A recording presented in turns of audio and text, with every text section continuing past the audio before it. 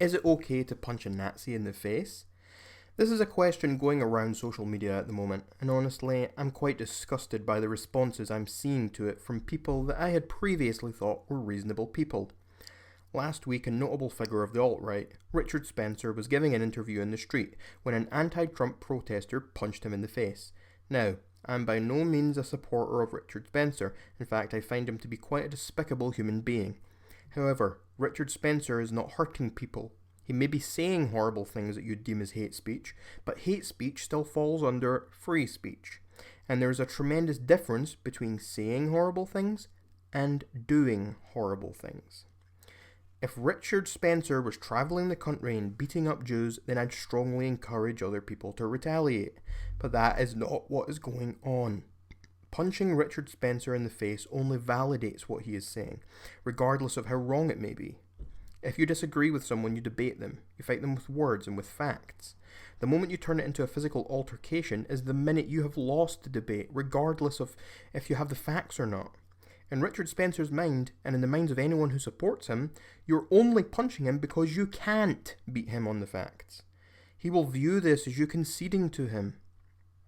Now, if this situation was as simple as Richard Spencer being punched in the face, I probably would not be making this video.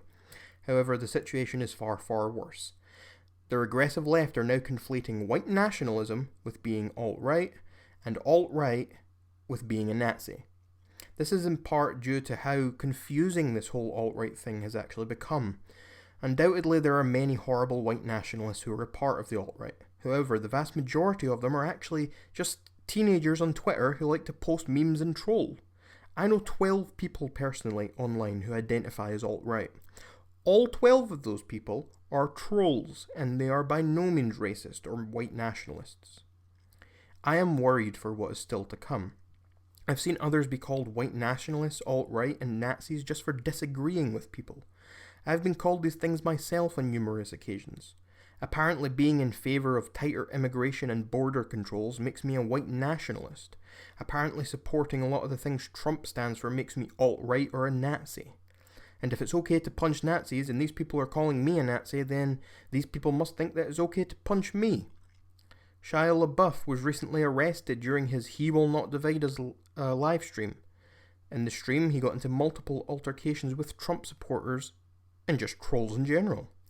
Shortly afterwards, I logged onto Tumblr only to find multiple posts screaming about how he should be freed and how he is a hero because he attacked Nazis.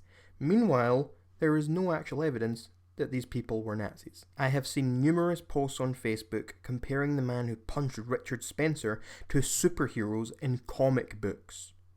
I tried to have a conversation with a couple of the people who were sharing these posts, but rather than discussing it with me, all they did was repeatedly link me to canipunchnazis.com, which is a website that has a gif of Richard Spencer being punched in the face atop of an answer that reads, yes.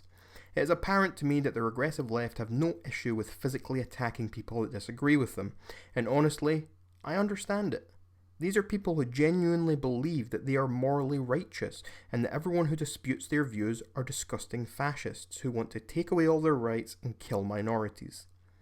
But my main point of concern is the fact that they have started labelling people as Nazis without evidence, just so that they can feel justified in their own actions. From what I'm seeing, it would appear that the term Nazi is becoming the new racist. For years now, the regressive left have been labelling those who disagree with them as racists.